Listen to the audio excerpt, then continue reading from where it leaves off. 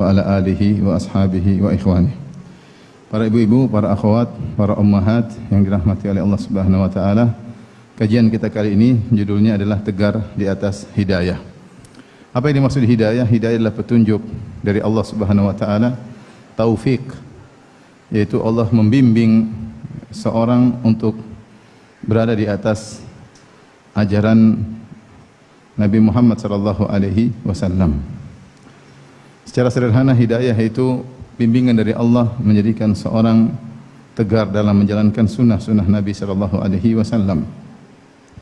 Dan sunnah-sunnah Nabi sallallahu alaihi wasallam terkait dua hal. Pertama terkait dengan akidah, yang kedua terkait dengan perilaku. Oleh karena dahulu banyak ulama menulis buku-buku akidah dengan judul As-Sunnah. Seperti Sunnah lil Khallal, karya Al-Khallal, Sunnah karya Abdullah bin Ahmad, putranya Imam Ahmad, Usulus Sunnah karya Imam Ahmad, Syarhus Sunnah ya di Barbahari ya. Kemudian Syarhus Sunnah lil Muzani dan seterusnya. Banyak sekali akidah, buku-buku akidah dengan judul As-Sunnah. Kenapa? Karena dahulu untuk mengetahui akidah yang benar dengan akidah yang salah ditinjau dari sunnah. Apakah akidah ini dibangun di atas sunnah Nabi, ada dalilnya atau tidak? Karena di zaman tersebut tersebar pemahaman Jahmiyah, Mu'tazilah yang mereka membangun akidah mereka di atas pemikiran, di atas logika-logika yang mereka warisi dari al-falasifah, dari Aristoteles, Plato, Plotinus dan lain-lain. Oleh karenanya para ulama dulu menulis buku akidah dengan judul As-Sunnah. Jadi sunnah Nabi ada dua. Pertama terkait dengan akidah, yang kedua terkait dengan perilaku. Bagaimana interaksi kita, ibadah kita dan interaksi kita sama manusia. Ya, ibadah kita terhadap Allah Subhanahu wa taala, salat kita, puasa kita, ya. Sedekah kita, ya. Apakah ibadah kita sesuai dengan sunnah atau tidak? Demikian juga perilaku kita dalam keseharian di rumah, bertetangga, terhadap suami, terhadap anak, terhadap orang tua. Ini semua adalah hidayah. Ini semua adalah hidayah. Oleh karenanya, jika seorang sudah berada di atas hidayah tersebut, di atas akidah yang benar, yang akidah tersebut diambil dari Al-Quran dan Sunnah, bukan dari logika, bukan dari pemikiran. Apalagi terkait dengan hal gaib. Hal-hal gaib bukan ranah logika, bukan ranah analogi. Hal-hal gaib kita tinggal terima informasi dari Al-Quran maupun Sunnah Nabi sallallahu alaihi wasallam, tinggal kita benarkan. Ya. Kalau akidah kita sudah dibangun di atas Al-Quran dan Sunnah, maka kita bersyukur kepada Allah Subhanahu wa taala.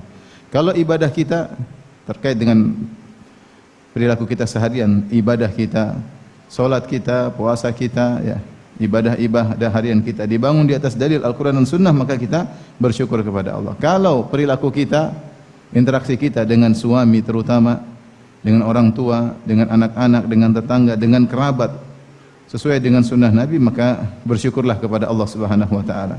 Jika belum, maka hendaknya kita perbaiki.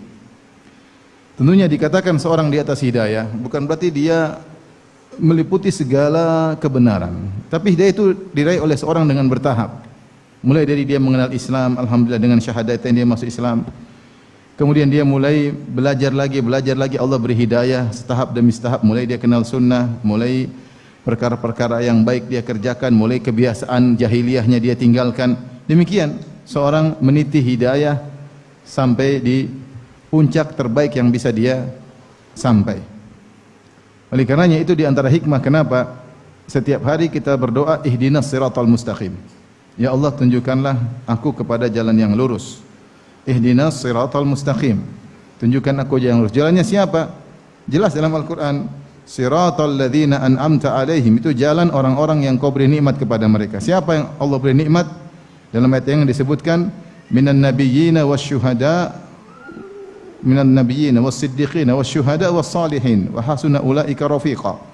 Orang-orang yang Allah beri petunjuk ditafsirkan dalam ayat yang lain, yaitu para nabi, jalannya para nabi, para siddiqin, orang-orang yang imannya tulus, jujur seperti Abu Bakar As-Siddiq dan semisalnya, wasyuhada, para syuhada, wassalihin, orang-orang saleh. Dan kita tahu apa yang ditempuh oleh mereka terlalu banyak kebaikan. Jadi kita bukan minta hanya sekedar tegar di atas Islam, tapi kita minta agar dibukakan hidayah-hidayah yang lainnya. Makanya sebagian orang mengatakan, mungkin non muslim ada yang berkata, kalian katanya sudah dapat hidayah, kenapa minta hidayah terus? Kita bilang dalam doa tersebut dijelaskan ihdinas siratal mustaqim, maksudnya agar hidayah yang sudah kita sampai kita bisa tegar di atasnya, dan masih banyak pintu-pintu hidayah yang belum kita sampai, yang belum kita masukin. Karena dijelaskan dalam ayat tersebut, hidayah yang dimaksud adalah menuju siratal mustaqim, jalan yang lurus. Jalannya siapa? Jalannya para nabi. Apa sih yang ditempuh para nabi? Banyak sekali kebaikan. Was-siddiqin, apa yang ditempuh para siddiqin? Banyak sekali. Was-syuhada was-salihin. Maka saya katakan tadi bahwasanya hidayah itu diraih oleh seorang bertahap, dari mulai Islam, kemudian mulai dibukakan pintu-pintu kebaikan, dia meniti jalan hidayah satu demi satu sampai puncak hidayah yang bisa dia sampai. Apakah termasuk salihin, apakah termasuk syuhada, ataukah paling tinggi termasuk siddiqin. Ya, sehingga dia terus minta hidayah kepada Allah Subhanahu wa taala. Jadi, apa makna ihdinas siratal mustaqim? Jelaskan oleh Ibnu Taimiyah di sana, Ibnu Qayyim rahimahullah. Ihdinas siratal mustaqim maknanya secara sederhana. Ya Allah, kalau aku sudah di atas hidayah, maka tegarkanlah aku di atas hidayah tersebut. Tegarkan aku. Kalau masih banyak hidayah yang belum aku dapat, ya Allah, bukalah, tunjukinlah aku agar bisa meniti hidayah-hidayah yang lain. Masih banyak kebaikan yang belum bisa kita lakukan. Ya Allah, aku kali yang ketiga. Ini yang pertama, kalau sudah dapat hidayah bisa bertahan.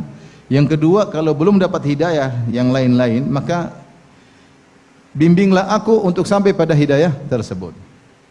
Yang ketiga, kalau aku sudah sampai pada hidayah tersebut, beri hidayah kepada aku agar aku bisa menjalankannya dengan sebaik mungkin.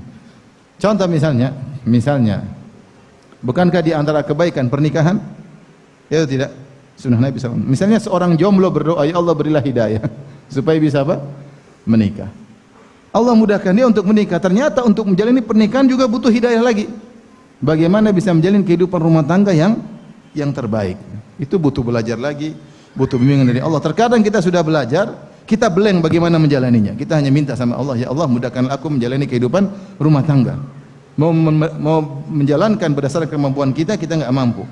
Berdasarkan logika kita kurang. Berdasarkan pengalaman nggak ada. Kita blank, maka kita butuh hidayah dari Allah Subhanahu wa taala. Oleh karenanya, dari sinilah rahasia kenapa kita selalu minta hidayah. Masih banyak kebaikan yang belum kita pijaki, dan hidayah yang sudah kita pijaki pun butuh kita tegar di atasnya. Dan kalau hidayah sudah kita masuki, kita butuh hidayah lagi untuk menjalankannya. Dari situlah seorang serius kita ketika berdoa ihdinas siratal mustaqim. Kita butuh hidayah untuk ngurus keluarga, kita butuh hidayah untuk ngurus anak-anak, kita butuh hidayah untuk bisa beribadah yang benar, kita butuh hidayah untuk bisa tegar di atas akidah yang benar. Terlebih lagi di zaman sekarang, hal-hal yang memalingkan seorang dari hidayah sangat kuat dengan adanya medsos. Kalau dahulu syubhat dan syahwat, ya, tidak mudah untuk diakses. Tidak mudah diakses. Orang kalau mau nakal dia butuh perjuangan untuk bisa mengakses, ya, mengakses penyimpangan dalam akidah ataupun syubhat maupun mengakses syahwat. Sekarang setiap orang, suami atau istri bahkan anak punya jalan untuk bisa mengakses syubhat dan syahwat. Maka datanglah serangan syubhat dan syahwat. Ini dua hal yang membuat seorang terjatuh dari jalan hidayah, membuat seorang bergoyang di atas jalan hidayah. Syubhat dan syahwat. Pemikiran-pemikiran yang nyeleneh masuk. Terkadang pemikiran-pemikiran tersebut logis menurut nalar seseorang, sehingga dia mudah menerima syubhat tersebut. Apalagi jika ilmu dia kurang, akidah dia kurang, maka dia kemudian mulai cocok, akhirnya dia mulai meninggalkan sunnah Nabi. Mulailah dia masuk pada akidah yang tanpa dalil. Mulailah satu demi satu. Karena menurut logika dia logis. Sehingga dia lupa bahwasanya akidah harus diambil dengan sunnah. Tapi dia mulai tinggalkan karena menurut dia akidah tersebut lebih logis. Mulailah akidah ditinggalkan. Belum lagi syahwat. Tadinya di atas sunnah, tidak bermaksiat, tidak melakukan ini. Mulai datang syahwat. Mulai dia happy dengan syahwat tersebut, enjoy. Mulailah dia meninggalkan sunnah-sunnah yang diajarkan oleh Nabi SAW. Contoh zaman sekarang untuk para wanita. Bukankah di antara sunnah yang diajarkan oleh Nabi SAW, bahkan diajarkan oleh Rabbul Alamin, adalah misalnya menetap di rumah. Allah berfirman, waqarna fi buyutikunna, Wala tabarrajna tabarrujal jahiliyatil ula. Ini kita tidak bicara akidah, kita bicara perilaku keseharian. Allah berfirman, wa qarna fi buyutikunna. Qar itu menetaplah kalian di rumah, jangan keluar-keluar. Ya. Wala tabarrujna tabarrujal jahiliyatil ula. Jangan kalian bersolek sebagaimana jahiliyah yang terdahulu. Sebagian wanita tadinya hobi di rumah, senang di rumah. Dan ini di antara keistimewaan para wanita. Sebenarnya menyebutkan dalam tafsir disebutkan, wanita itu di rumah saja argo pahala jalan. Dia enggak kemana-mana, di rumah aja nongkrong, di rumah nunggu suami pulang, argo pahala jalan. Karena dia menjalankan perintah Allah, menetaplah di rumah kalian. Tidak ada pada laki-laki menetaplah di rumah kalian. Tidak, laki-laki suruh keluar. Fantasyiru fil ard, suruh bertebaran di atas muka bumi cari duit. Ya. Kata Allah Subhanahu wa taala, "Huwallazi ja'alakumul arda dzalula famshu fi manakibiha." Berjalanlah kalian bahkan ke tempat-tempat yang tinggi. Kalau ada rezeki tempat yang tinggi ke sana. Kalau perempuan enggak, wa qarna fi buyutikunna. Perempuan justru ndoprok di rumah, nongkrong di rumah, justru pahala mengalir. Makanya saya ingatkan kepada ibu-ibu, ketika di rumah jangan lupa dalam rangka menjalankan perintah Allah. Ingat ayat ini. Wa qarna fi buyutikunna. Hendaknya kalian menetap di rumah kalian. Ketika dia niatkan saya menetap karena Allah, argo pahala berjalan. Kemudian juga Allah yang mengatakan, ya ayuhan nabi qul li azwajika wa banatika wa nisa'il mu'minin yudinina 'alaihinna min jalabibihin. Dzalika adna ayyurafna fala yu'dzain. Wahai nabi, katakanlah kepada istri-istri kalian, kepada putri-putri kepada istri-istrimu, kepada putri-putrimu dan kepada para wanita kaum mukminin agar mereka memakai jilbab. Laki-laki kalau keluar rumah dia tidak dapat pahala, tapi perempuan keluar rumah pakai jilbab, argo pahala jalan. Dia keluar pakai jilbab, argo pahala jalan karena dia menjalankan perintah Allah Subhanahu wa taala. Tapi ini perkara yang sederhana, menetap di rumah. Apa menetap di rumah? Bukan menetap di rumah untuk nonton film Korea, tidak. Ada 30 seri, harus menetap di rumah supaya selesai dalam sehari. Tapi menetap di rumah untuk ngurus anak, ngurus istri, menanti kedatangan, mengurus anak, ngurus suami, menanti kedatangan suami butuh persiapan, ngurus anak butuh persiapan, ngurus dapur, ngurus cucian, banyak yang mau diurus. Maka itu kegiatannya pahala terus mengalir. Tetapi ketika datang syubhat, mulai masuk, dia baca, dia nonton, bagaimana wanita yang sukses adalah wanita yang keluar. Wanita yang keluar rumah, wanita yang jalan-jalan, tahu tentang perkembangan dunia, bukan gaptek, bukan orang yang ketinggalan zaman. Dia tahu tentang model-model yang baru, dia tahu tentang brand-brand yang baru. Ini mulai masuk syubhat. Mulai dia berkenalan dari dunia maya dulu, kenal dunia maya, mulai tertarik satu demi satu, maka dia tergelincir sedikit demi sedikit. Tadinya hobi di rumah, sekarang hobi di mall. Mulai dia bergeser dari hidayah, dan itu begitu halus, terkadang tidak dia sadari. Tiba-tiba kita ketemu lagi akhwat tersebut sekian tahun, sekarang sudah berubah. Sekarang bajunya sudah berubah, jilbabnya sudah berubah, modelnya sudah berubah, sudah tidak seperti dulu. Mulai berbicara dengan laki seenaknya, tidak lagi menjaga diri. Subhanallah. Kenapa? Kena syubhat. Mulai dengar bahwasanya wanita yang sukses, yang hebat adalah yang sering keluar rumah, yang berinteraksi dengan para laki, yang para laki kalau bicara dengan dia malu-malu bicara sama dia, mampu menundukkan lelaki. Mulai dia terbawa. Apalagi kalau ada film tertentu dia nonton, sudah selesai. Oleh karenanya zaman sekarang untuk tegar di atas hidayah lebih berat daripada zaman dahulu. Zaman dahulu mau akses syubhat susah, mau akses syahwat susah. Sekarang semuanya bisa diakses dengan mudah. Selama kuota ada, bisa diakses. Selama kuota ada, bisa diakses. Dan subhanallah, kenyataan bahwasanya syubhat dan syahwat bukan masuk pada orang-orang awam saja, bahkan masuk kepada orang-orang lama ngaji. Masuk. Fitnah lelaki, fitnah wanita masuk kepada orang sudah ngaji. Laki-laki maupun perempuan. Fitnah lawan jenis ini luar biasa. Ya, luar biasa ya. Oleh karenanya perlu kita berlindung kepada Allah Subhanahu wa taala dari segala kesesatan, dari segala godaan, dan kita perlu berusaha untuk bisa tegar di atas hidayah tersebut. Taib, apa kiat-kiat agar kita bisa tegar dalam hidayah? Yang pertama, ibu yang dirahmati Allah Subhanahu wa taala, kita harus yakin bahwasanya hati kita ini di tangan Allah. Dia yang menciptakan hati kita, dia yang bolak-balikkan hati kita. Maka tidak ada cara lain agar bisa tegar di atas hidayah kecuali minta kepada Allah Subhanahu wa taala. Ya. Kita ini lemah, kena syubhat sedikit kita goncang. Baru baca perkataan Aristoteles bisa buyar akidah kita. Baru baca perkataan misalnya ahlul bidah bisa buyar akidah kita yang selama ini kita yakini, bisa. Dan itu terjadi. Terjadi, ikhwan. Ya. Bisa berbalik 180 derajat. Bisa melihat sesuatu tontonan, bisa hati kita yang tadinya penuh dengan iman bisa berubah jadi penuh dengan syahwat. Pingin nonton ini, pingin nonton anu, pingin lihat ini, pingin lihat anu, pingin main ke sana, pingin main ke sini, berubah gara-gara mungkin sedikit tontonan. Jadi hati kita ini lemah. Untuk bisa terus di atas iman, di atas takwa tidak mudah. Oleh karenanya perbanyak doa kepada Allah, di antaranya ya muqallibal qulub tsabbit qalbi ala dinik. Wahai pembolak-balik hati manusia, tegarkanlah hatiku di atas agamamu.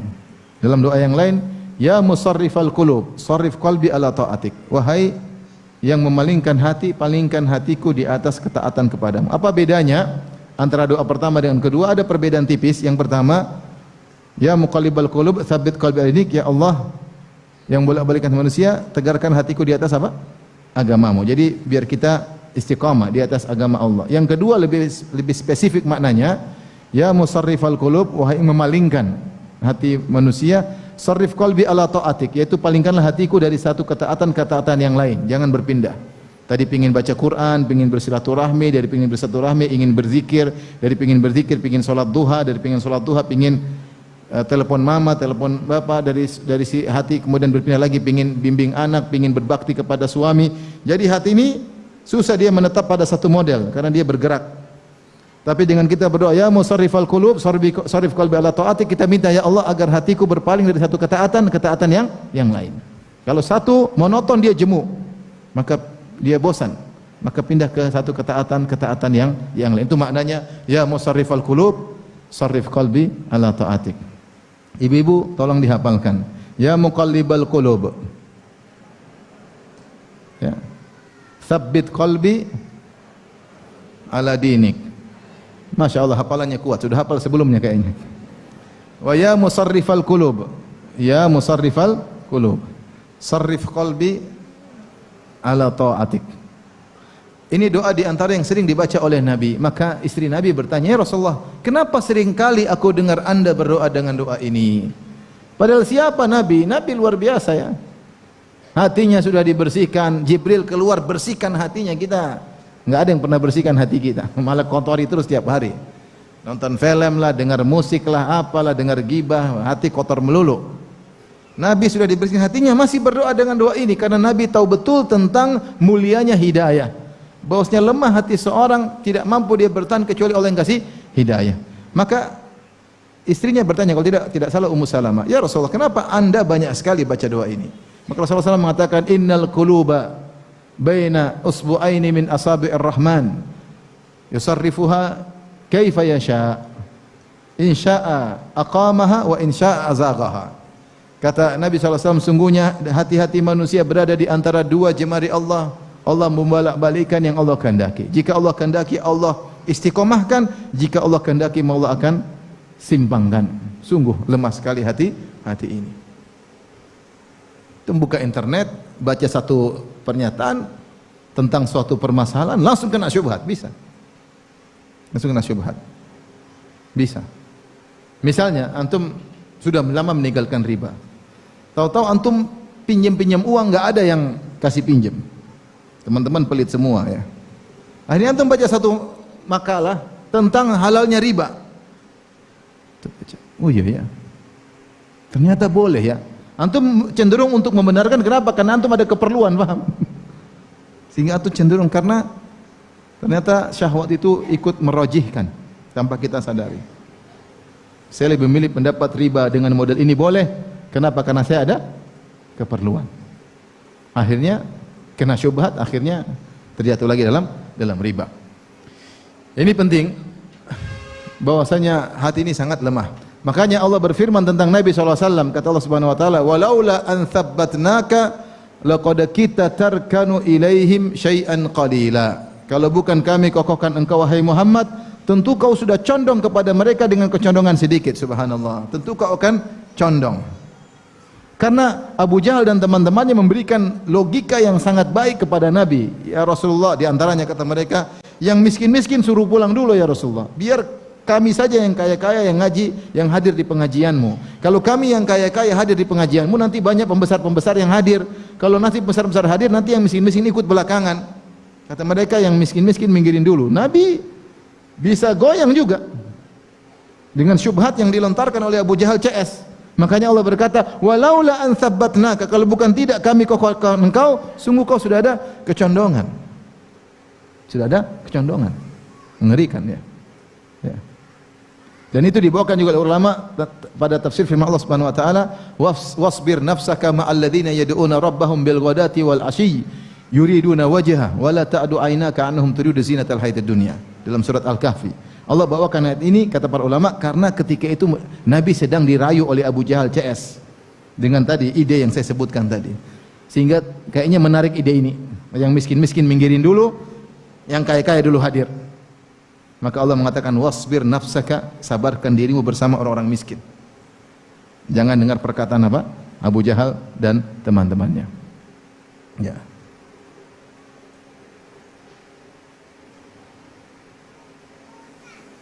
Kadzalika naqussu 'alaika min amba'ir rusuli ma nuthabbitu bihi fuadak. Perhatikan. Kata Allah, demikianlah kami kisahkan kepada engkau wahai Muhammad tentang kisah-kisah para rasul ma nuthabbitu bihi fuadak, yang membuat hatimu menjadi kokoh. Jadi Nabi sendiri yang kokoh kan siapa? Allah Subhanahu wa taala. Di antaranya Allah kisahkan kepada Nabi tentang kisah-kisah Nabi terdahulu, Nabi Nuh, Nabi Ibrahim, Nabi Musa, Nabi Yusuf, agar Nabi kokoh. Nah, kalau Nabi SAW saja butuh untuk dikokohkan, padahal hatinya sudah bersih luar biasa, apalagi kita yang masih hati kita penuh dengan kotoran. Makanya kita harus yakin dan benar-benar seyakin-yakinnya hidayah di tangan Allah. Maka mintalah as-sabat, kekokohan kepada Allah Subhanahu wa taala dengan doa-doa tadi yang kita sebutkan, dan berdoa dengan tulus, ya Allah, sampai kapan saya bisa tegar seperti ini Allah kalau engkau tidak menegarkan aku, ya. Teman-teman sudah mulai berguguran, ada yang mulai hobi keluar rumah, ada yang mulai nonton Korea, bahkan ada yang mulai tidak malu sebarkan link Korea. Ada yang mulai hobi nonton berita-berita artis, ada yang mulai hobi. Subhanallah, sampai kapan saya bisa kuat ya Allah kalau engkau tidak kuatkan aku. Jadi hidayah di tangan Allah Subhanahu wa taala. Ini yang pertama harus diyakini. Kemudian di antara hal yang dilakukan, ini saya mau singgung ya. Jangan sekali-sekali menolak kebenaran yang datang. Kalau ada kebenaran yang datang, telah jelas kebenaran, maka jangan sekali-sekali ditolak. Meskipun kita belum bisa melakukannya, tapi kalau ini hak, kita jalankan. Kita jalankan.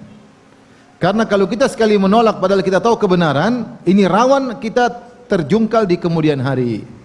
Para ulama berdalil dengan firman Allah Subhanahu wa taala, ya. Wa nuqallibu afidatahum wa absarahum kama lam yu'minu bihi awwala marrah. Wa nadharuhum fi tughyanihim ya'mahun. Kata Allah Subhanahu wa taala, kami palingkan hati mereka dan pandangan mereka dari kebenaran, kami palingkan. Kenapa Allah palingkan? Kama lam yu'minu bihi awwala marrah, karena mereka sebelumnya tidak beriman. Sudah datang hidayah, kebenaran, mereka tahu kebenaran, mereka berpaling. Maka balasannya berikut-berikutnya pun demikian, mereka mudah berpaling. Kenapa Allah palingkan hati mereka? Karena pemalingan mereka yang pertama. Kama lam yu'minu bihi awwala marrah, karena mereka tidak beriman pertama kali datang hidayah, mereka tahu benar, mereka menyimpang. Makanya kata Allah Subhanahu wa taala, falamma zagu azagallahu qulubahum. Tatkala mereka menyimpang, Allah semakin menyimpangkan hati mereka.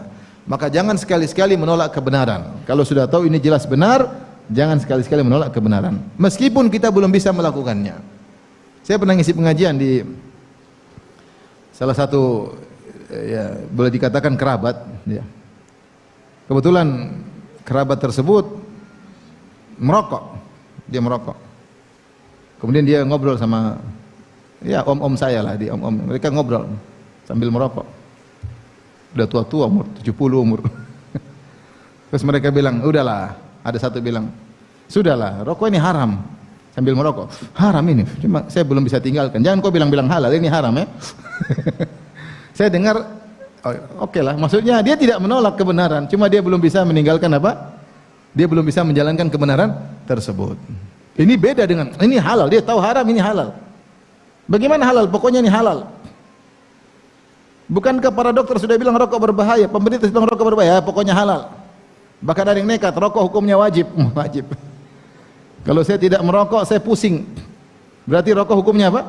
Wajib. Sama nanti tukang mabuk juga bilang, kalau saya tidak mabuk nanti kepala apa? Pusing. Sama tukang narkoba kalau sudah sakau, kalau tidak hirup narkoba juga apa?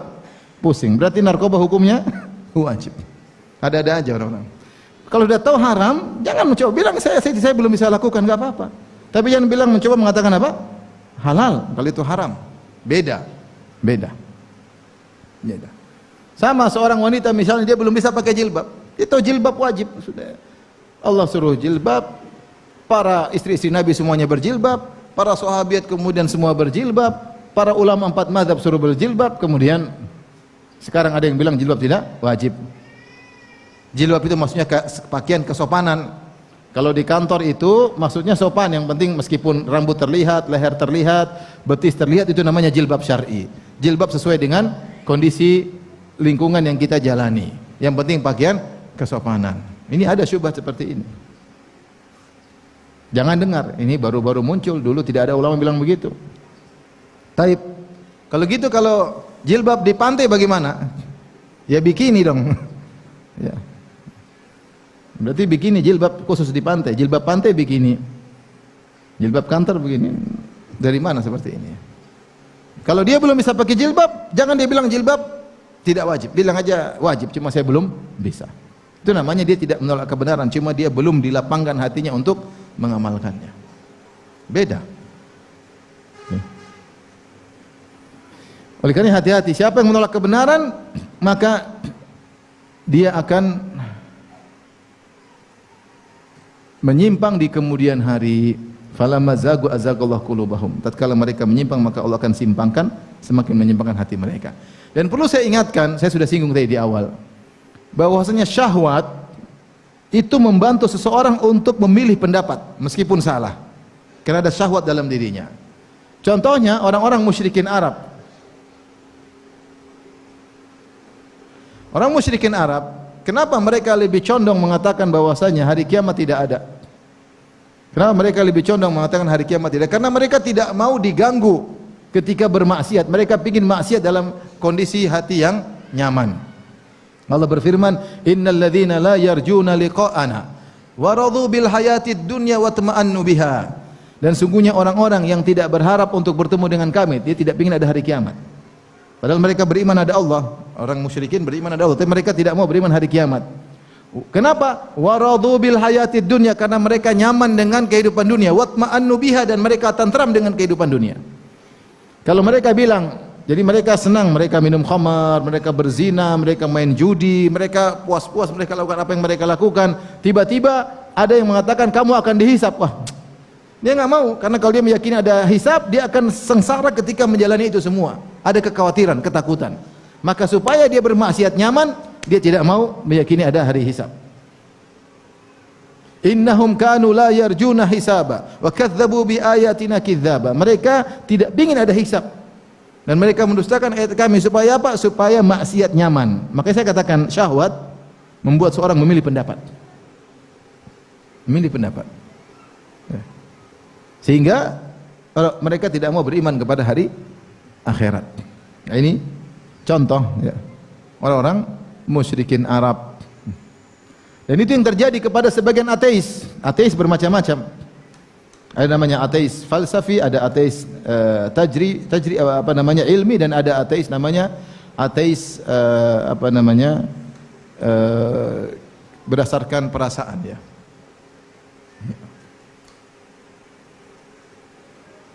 Ateis yang jadi ateis karena perasaan, di antaranya disebutkan oleh para ulama, mereka jadi ateis kenapa? Mereka suka maksiat, minum khamar, judi, nonton film, berzina. Terus bilang ada Tuhan, waduh berat. Kalau Tuhan susah mau jalan ini kalau percaya ada Tuhan. Siap melakukan zina, nanti Tuhan tanya. Jadi dia enggak nyaman. Dia enggak nyaman. Ini namanya ateis atifi. Ateis karena apa? Perasaan. Ya. Ilhad al-atifi. Al-ilhad al-atifi. Maka akhirnya mereka memilih Tuhan tidak ada. Supaya apa? Supaya plong ketika bermaksiat. Supaya plong ketika bermaksiat. Hati-hati ibu-ibu. Ini saya ingatkan. Jangan nolak kebenaran gara-gara perasaan. Di antara yang rawan ibu-ibu menolak dua hukum syar'i. Yang pertama permasalahan warisan, yang kedua permasalahan poligami. Ada lagi, Ibu? Warisan digembar-gemborkan oleh orang luar sana bahwasanya warisan adalah hukum yang tidak adil. Ini bukan saatnya kita jelaskan adil tidak adil. Tapi kalau ibu tahu apa yang Allah ini tuh Allah yang turunkan, harusnya mengatakan sami'na wa ata'na. Berat ketika pembagian warisan, kemudian laki-laki dua anak, kakak laki-laki dapat dua bagian, kita perempuan dapat satu bagian.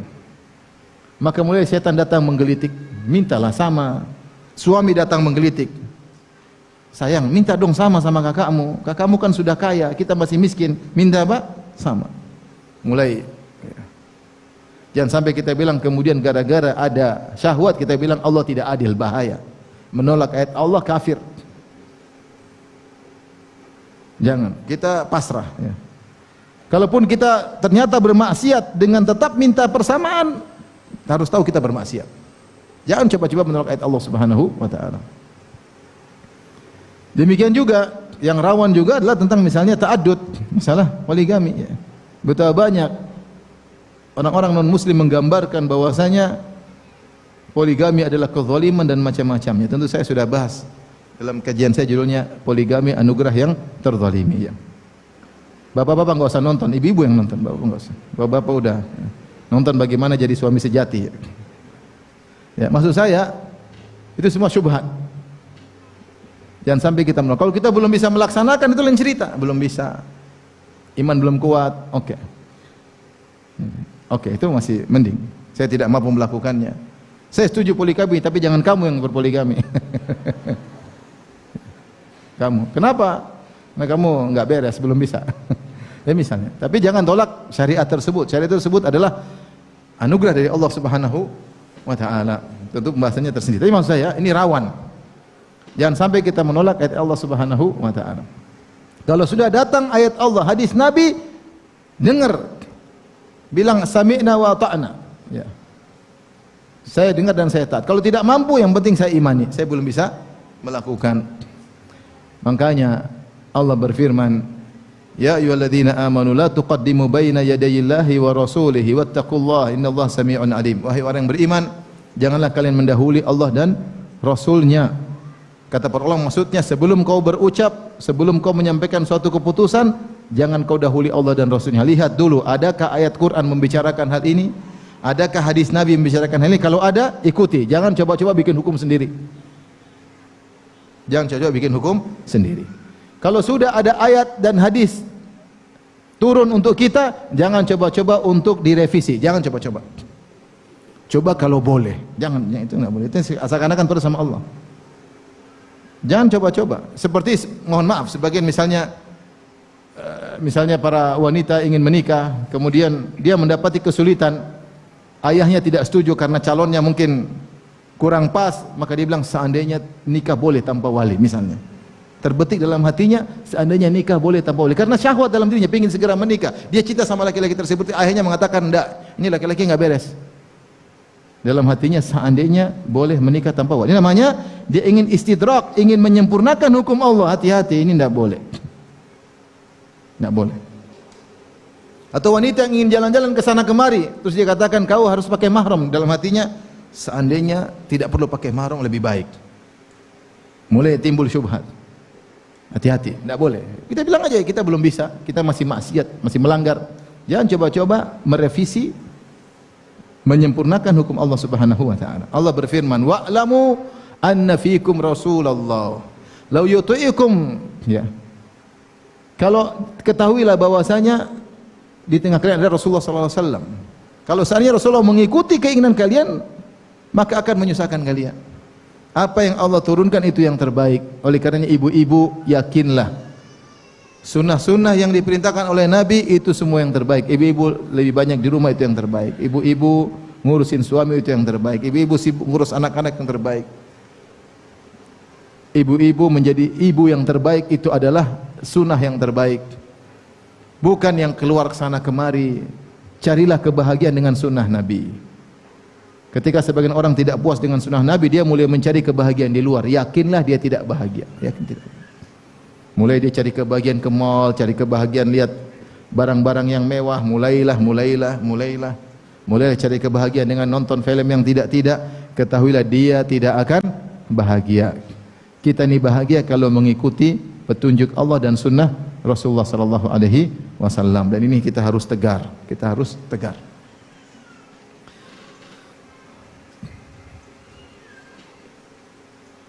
Saya ingatkan lagi, jangan sampai kita milih pendapat gara-gara sesuai dengan hawa nafsu kita. Jangan.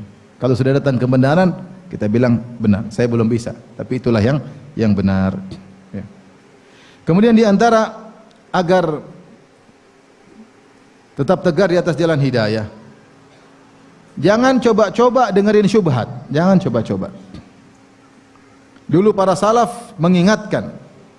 Sampai diriwayatkan kalau tidak salah Ibnu Sirin, seorang alim dari kalangan tabi'in, ada ahlul bid'ah mau bicara dengan dia bilang, enggak, saya enggak mau dengar. Ini bukan orang bodoh, orang alim. Ada ahlul bid'ah ingin menyampaikan suatu, kata dia, saya tidak mau dengar. Kata dia, meskipun setengah pembicaraan, setengah saya tidak mau dengar. Tidak mau dengar apa? Syubhat. Karena syubhat itu kuat, kata para salaf, asyubhatu khattafah wal qulubu dhaifah. Syubhat itu menyambar-nyambar, dia bisa mencongkel, bisa menyambar. Sementara hati ini sangat apa? Lemah. Nah, hati-hati ibu-ibu ketika membuka HP, jangan mengakses syubhat. Kalau tahu ini ada dai yang menyeru kepada syubhat, jangan coba-coba dengar. Seandainya dengar kemudian kena syubhat, maka ibu yang mencari masalah. Saya kadang-kadang saya mari orang, ada orang datang, Ustaz, ada yang bilang begini. Saya jelasin. Nanti datang lagi, Ustaz, ada yang bilang begini. Kamu nih kerjaannya dengar apa? Syubhat. Saya aja tidak bisa menjamin syubhat itu keluar dari hatimu. Sekarang alhamdulillah saya jelaskan kau dengar. Keluar syubhatnya. Saya dengar lagi keluar syubhatnya. Sampai kapan begitu? Tahu-tahu saya nggak bisa menjelaskan. Allah tidak izin saya jelaskan. Penjelasan saya tidak logis menurut otakmu yang goblok. Kita nggak tahu atau tidak sesuai dengan syahwatmu. Terus kok enggak bahaya. Ada suatu saat seperti makanya jangan dengar apa? Syubhat. Sudah banyak orang berguguran ya akhi, banyak sekali. Saya bukan bicara orang biasa, terkadang orang yang dikatakan ustadz bahkan orang alim bisa kena syubhat.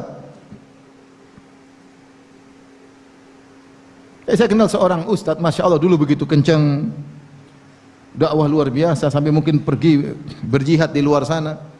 Sekarang mengajarkan akidah ahlul bid'ah. Beneran ini. Ya mungkin dia merasa itu logis. Ya. Dan dia tidak diskusi sama Ustaz Ahlus Sunnah misalnya, nah hidayah di tangan Allah. Maka kalau sudah tahu syubhat, jangan coba-coba dengar. Kalau ada, skip, jangan diklik. Siapa yang coba-coba menekan syubhat mendengarnya, dia tidak bersyukur kepada Allah Subhanahu Wa Taala. Dia tidak bersyukur. Tidak bersyukur. Ya orang berusaha kenal sunnah, dapat hidayah, kemudian dia mulai meninggalkan sunnah, mau dengar-dengar syubhat. Ya ente siapa? Antum siapa? Anti siapa? Emang anti sudah belajar akidah yang kuat mulai mendengar-dengar syubhat? Kita saja harus bimbingan ulama. Saya baca buku-buku syubhat karena itu termasuk risalah saya.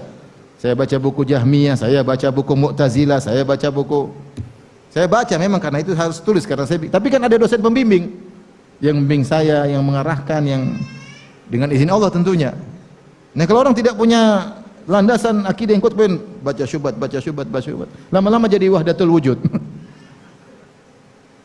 Karena ada ustaz-ustaz syubhat di YouTube ada.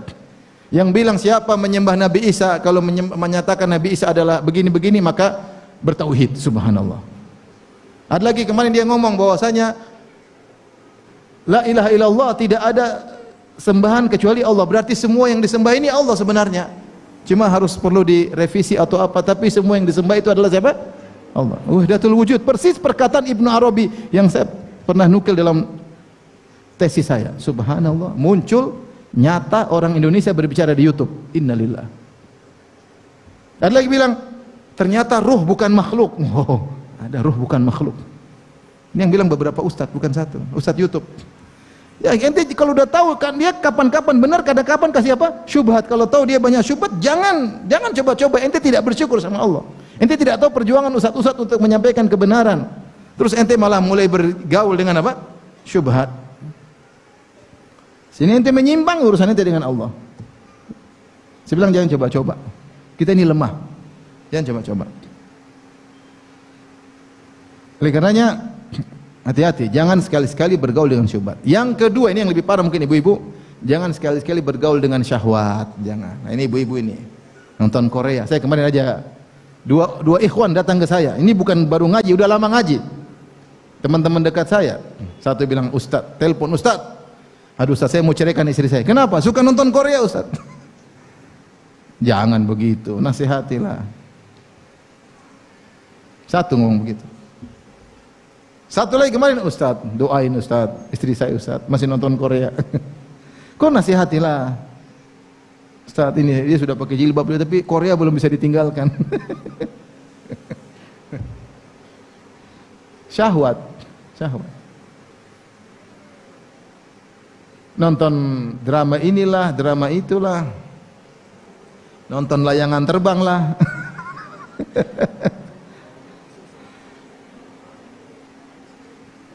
Ini namanya syahwat. Ingin habiskan waktu bersenang-senang.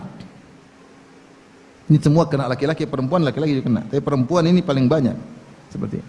Mulai hobi nonton berita-berita artis. Artis ini bagaimana? Wah, keren ya bajunya, wah bagaimana? Ini mereknya apa? Udah mulai dibuat halusinasi bahwasanya orang keren itu kalau pakai barang-barang branded. Kalau tidak branded kayaknya dia rendah di hadapan manusia. Itu pelan-pelan, tidak langsung begitu, bertahap. Setan pelan-pelan. Kemudian dia merubah gaya hidupnya. Ya kalau duitnya banyak oke, kalau nggak punya duit branded melulu, suaminya suruh jadi bandit. Nah, ini kalau mau tegar di atas hidayah, jangan korek-korek hal tersebut. Nonton kajian, nonton nasihat-nasihat, ya. Nonton yang bermanfaat, yang dunia-dunia jauhi. Ya. Kalau mau kita senang-senang yang halal. Kalau mau jalan-jalan yang halal. Baca hadis-hadis tentang Kitabur Riqaq, tentang apa namanya yang melembutkan hati, tentang bagaimana kehidupan Nabi, kehidupan para sahabiat. Kenali siapa Ummu Salamah, bagaimana kehidupannya, bagaimana Aisyah, bagaimana Khadijah, bagaimana Zainab bintu Jahsyin, bagaimana Zainab bintu Khuzaimah. Kenali bagaimana kehidupan mereka, contoh-contoh teladan istri-istri Nabi SAW. Kenali agar kita terbawa dengan suasana mereka. Bukan malah lihat artis ini. Oh ternyata dicerai artisnya. Oh ternyata begini. Ternyata dicampakkan. Ternyata nikah baru gini, ternyata itu orang yang kita bangga-banggakan, yang kita puja-puja, belum tentu dia bahagia. Mungkin dia hidupnya sengsara. Ngapain kita berangan-angan menjadi orang sengsara? Ngapain ibu-ibu? Ibu sudah bahagia, hidup di rumah sederhana sama suami yang Masya Allah. Ya amit-amit, kadang-kadang sabar. Udah, bahagia tidak harus begitu-begitu. Saya sering sampaikan ini benar-benar bahagia itu ibu bangun, sholat malam, sholat subuh, zikir pagi petang. Nanti waktu duha baca Quran sebentar, habis itu jalan-jalan tidak apa-apa kemana, ke rumah orang tua, kemana ada keperluan, ke pasar beli, balik lagi ngurus anak-anak, main sama anak-anak, tunggu suami datang, anak suaminya dimain-mainin, sudah bahagia. Beneran itu sederhana bahagia. Ibu-ibu bangun malam, sholat malam, menangis besok bahagia. Tapi malam ibu nonton film Korea, ketawa ketiwi, nonton komedian ketawa, besok nangis, hati kering. Karenanya kita sekarang saya katakan hidup di zaman yang penuh dengan syubhat dan syahwat yang sangat mudah untuk memalingkan seorang dari hidayah. Mudah bisa saya jawab ya. Tapi intinya jangan lupa untuk cari komunitas yang baik, teman-teman yang baik. Di antara sebab yang menjadikan seorang tegar dalam hidayah, ikut pengajian. Ikut pengajian tapi yang serius. Ngaji, nyatat, bertanya, dipahami, itu pengajian yang serius. Ini saya cerita kawan-kawan kita ini, saya bukan main-main, ini kawan kita sendiri, panitia juga kenal. Yang kemarin datang ke rumah beberapa hari lalu. Jadi dia pernah disihir. Kalau tidak salah dia disihir karena dia nantang jinnya ya. Dia nantang jinnya sihir dia. Akhirnya dia tidak bisa tidur. Kalau tidur jantungnya sakit, Sudah ruqyah mandiri, ruqyah enggak sembuh-sembuh. Dia sembuhnya apa? Dia duduk pengajian serius. Duduk pengajian serius. Akhirnya sihir itu hilang sendiri. Jin tidak kuat dalam apa? Pengajian. Sampai dia kemarin waktu ke rumah dia berbicara sampai menetes, saya lihat matanya berkaca. Dia bilang, orang tidak menghargai majelis ilmu, Ustaz. Saya tahu betul bagaimana pentingnya majelis ilmu. Karena saya pernah disihir dan saya sembuh gara-gara majelis apa? Ilmu. Majelis berkah. Makanya dia panitia pengajian. Ibu-ibu kalau ingin bahagia pengajian serius. Nyatat ya. Dengerin. Kalau dapat ilmu ajarin suami. Itu baru namanya cara untuk istiqomah. Lihat orang-orang yang mulai tidak istiqomah, mulai meninggalkan sunnah, rata-rata tidak ikut pengajian. Tapi kalau ikut pengajian seminggu sekali aja, nggak usah banyak-banyak. Jangan sehari 3 kali, kasihan suaminya. Seminggu sekali. Itu kokoh, diingatin lagi, dengar ayat-ayat, dengar hadis-hadis, ingat lagi. Manusia ini sangat mudah lupa dengan akhirat, sangat mudah. Sibuk sedikit sudah lupa dengan apa? Akhirat. Tapi karena waktu sudah habis, ya kita buka tanya jawab.